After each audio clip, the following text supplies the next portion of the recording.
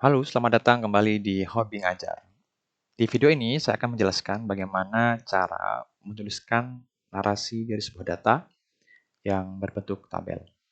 Oke, teman-teman yang bergerak di sektor atau di bidang food science, food technology, atau seputar pangan, maka tentu akan paham mengenai pati, gitu ya, atau starch. Nah, tabel ini menunjukkan atau memperlihatkan karakteristik kimia dari pati dengan berbagai varietas ya. Jadi ini jenis Dioscorea alata dan Dioscorea rotundata. Baik.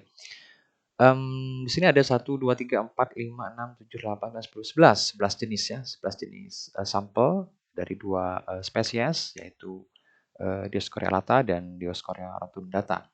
Kemudian parameternya adalah ada kadar air dalam sekian persen, ada kandungan pati ya atau starch sekian dalam sekian persen juga. Kemudian juga ada amilose serta ada molybdenum. Semuanya dalam satuan persen. Baik, teman-teman jika Anda perhatikan bahwa apapun tabelnya sebetulnya, langkah pertama seperti biasa adalah Anda mesti melihat caption tabelnya atau judul tabel. Nah, di sini sudah jelas bahwa tabel ini menceritakan karakteristik kimia, begitu ya. Jadi dari dua jenis spesies dan berikutnya Anda melihat di langkah kedua adalah Anda melihat kepala kolomnya atau heading kolomnya apa informasinya. Ada sampel, ada spesies, dan juga ada kadar air, kandungan pati, jumlah amilosa dan amilopektin di sini. Semuanya dalam satuan persen. Nah, teman-teman, ketika sudah selesai Anda melihat captionnya, kemudian mengecek judul kolomnya, maka Anda bisa mulai masuk ke bagian detailnya. Nah, satu hal yang cukup penting di sini adalah Anda perlu melihat simbol-simbol kecil di sini ya. Ada huruf F, H, dan seterusnya ini. Nah, ini ada maknanya. Jadi jangan disepelekan ya. Nah, maknanya apa? Anda bisa cek di bagian bawah. Ya, di bagian bawah ini ada keterangan. Means, values, nilai rata-rata ya. Yaitu dari 3 ulangan begitu. With different superscripts ya. Nah, ini masuk superscripts ya, huruf F ini yang kecil-kecil, B dan seterusnya ini itu namanya superscripts ya. Di kolom yang sama menunjukkan berbeda nyata. Artinya jika di kolom yang sama ini ada perbedaan huruf, maka dia artinya berbeda nyata. Misal, ini ada di sampel akaba di kadar air ya, di kolom kadar air mereka menyebutnya same column ya, same column ya. Jadi ini artinya di kolom yang sama. Maka sampel akaba dan match ini berbeda nyata ya. Tetapi kadar air pada jenis apa nih CRI Mangkrompona dengan jenis Pona ini tidak berbeda nyata. Kenapa demikian? Karena sama-sama diakhiri dengan superscript C. Artinya jika sama-sama C, dia tidak beda nyata. Tapi kalau berbeda, misalnya dengan B, D, dan seterusnya, itu artinya dia berbeda nyata. Aturan ini berlaku juga untuk kolom di sebelahnya, ya, seperti itu. Nah, jadi informasi penting apa yang bisa kita tulis di sini? Yang pertama adalah kita sudah menyiapkan satu tempat di bawah ini ya untuk menjelaskan kira-kira apa informasi yang penting yang bisa disajikan kepada pembaca. Pertama adalah Anda bisa parafrase judul tabelnya. Itu Anda katakan tabel 1 misalnya ya, memperlihatkan kita ubah ya. Ini kan nyebutnya kimia begitu. Kita sebut saja memperlihatkan jumlah atau kadar air gitu. Kadar air, pati, amilosa dan amilopektin. Nah, kalau di judul tabel menyebutnya ada varietas spesies ini ya, Dioscorea alata dan rotundata, kita menyebutnya aja 11 ya. Pada 11 11 sampel dari dua jenis spesies misalnya. Atau Anda langsung bisa menyebutnya dari D. alata dan D. rotundata. Nah, gitu kira-kira ya. Jadi Anda bisa menyebutkan langsung dua spesies atau menyebutkan langsung nama spesiesnya, itu boleh sebagai bentuk variasi. Baik. Kemudian informasi berikutnya adalah apa nih kira-kira yang penting di sini? Oke, kita mulai dari kadar air. Baik. Kadar air yang tertinggi mana, yang terendah yang mana? Cek dulu mana yang ekstrim ya, ekstrim atas, ekstrim bawah. Misal, kita cek aja kalau kalau sudah ada seperti ini gampang ya. Tinggal cek aja yang paling yang dimulai huruf A dulu, mana yang paling kecil. Nah, ini dia. Yang huruf A dulu yang paling kecil biasanya ya, yaitu CRI Pona. Nah, jadi sampel spesies Rotundata CRI Pona itu memiliki kadar air yang paling tinggi. Paling rendah, maaf, paling rendah 45%. Nah, silakan Anda tuliskan. Sementara apa yang paling tinggi? Tinggal sebaliknya, cek aja yang paling akhir. Jadi di sini ada H. Oh, maaf, ada I bahkan di sini ya, yaitu jenis CRI Avase Hondenvo. Nah, jadi ini yang paling kecil, ini yang paling besar ya, 72%, ini 45%. Nah, Anda bisa katakan bahwa kadar air tertinggi adalah pada sampel CRI Pona, sementara yang paling rendah adalah pada CRI Pona dan yang paling tinggi adalah CRI Avase dan seterusnya. Jadi itu kita sudah dapat poin pertama tentang kadar air. Tuliskan sekarang. Kadar air tertinggi terendah misalnya dimiliki oleh sampel apa itu? Langsung aja sebutkan namanya CRI Pona. Oke. Sementara kadar air tertinggi dimiliki oleh CRI Avase Hondenvo, misalnya begitu. Hondenvo. Oke, baik. Begini. Nah, ini sudah agak detail ya. Nah, teman-teman juga bisa sebelum masuk ke detail begini, Anda bisa memberikan review atau overview ya, secara umum. Misal Anda katakan bahwa kadar air pada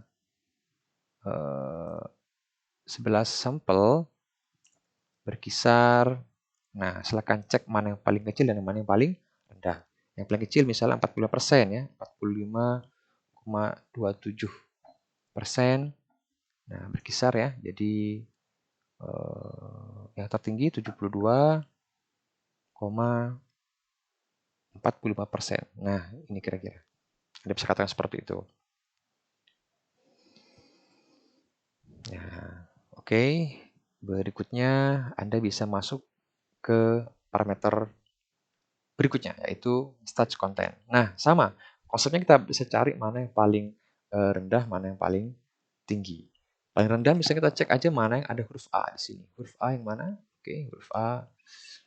Oke. Oke, ini ada CRI Avasepa ya. Kemudian apakah ada A yang lain? Oh, tidak ada ya. Untuk yang tertinggi kita cari mana yang paling akhir. FK. Oke, FK. Nah, 20%, yaitu pada jenis CRI Kukrupa. Baik, teman-teman, ada di sini ada hal yang unik ya. Jadi FG, satu rata-rata ini memiliki 2 superscript. Nah, apa artinya? Artinya adalah starch content atau kadar pati pada CRI Kukrupa ini itu tidak berbeda nyata dengan CRI Mangkrong dan Pona. Jadi ini sama saja ya, tidak berbeda nyata. Seperti itu kira-kira. Tapi dia si CRI Kukrupa ini berbeda nyata dengan yang lainnya. Dengan yang lainnya.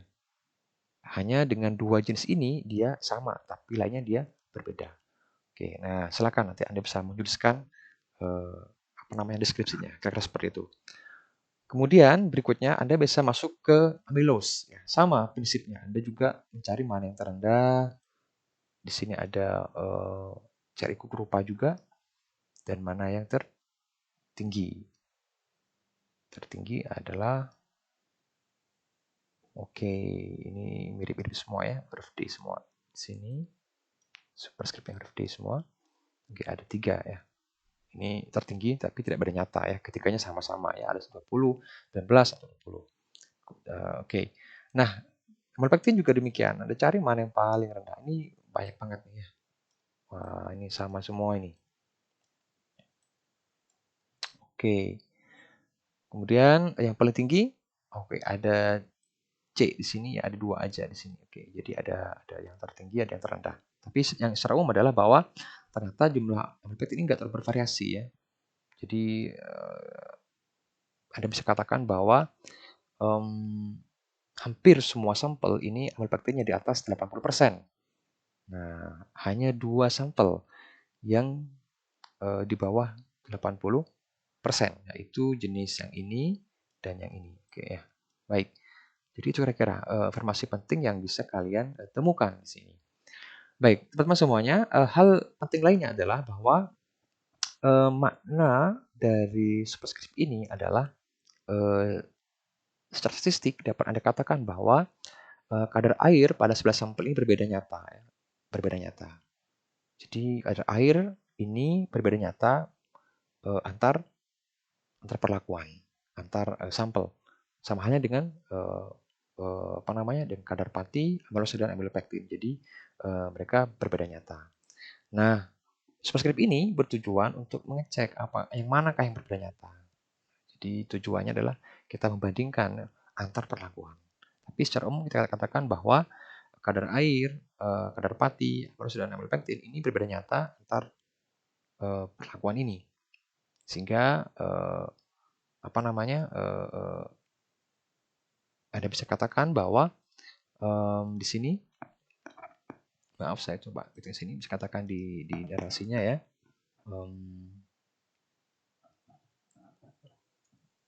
Karakteristik kimia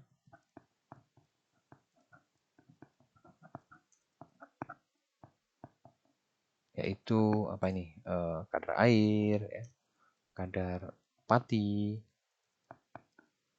dan maaf, ada amilosa dan amilopektin.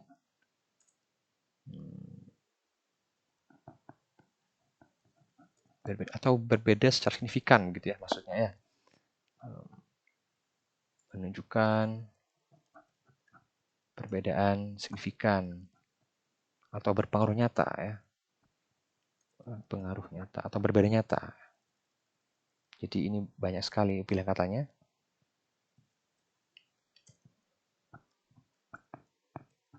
Tar sampel, oke.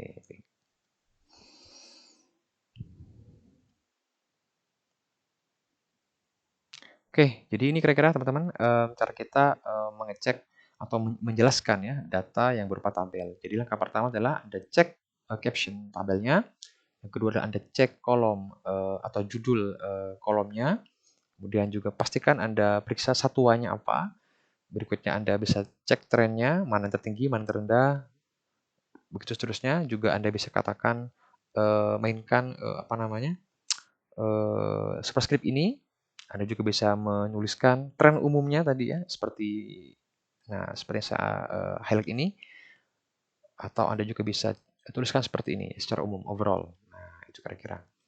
Artinya teman-teman, Anda bisa menuliskan banyak hal dari data tabel ini. Dengan demikian, Anda bisa membuat karya yang original, karya yang betul-betul Anda tulis dari kata per kata, dan pada akhirnya Anda akan terhindar dari plagiarisme. Seperti itu. Baik, demikian untuk hari ini. Semoga bermanfaat. Terima kasih.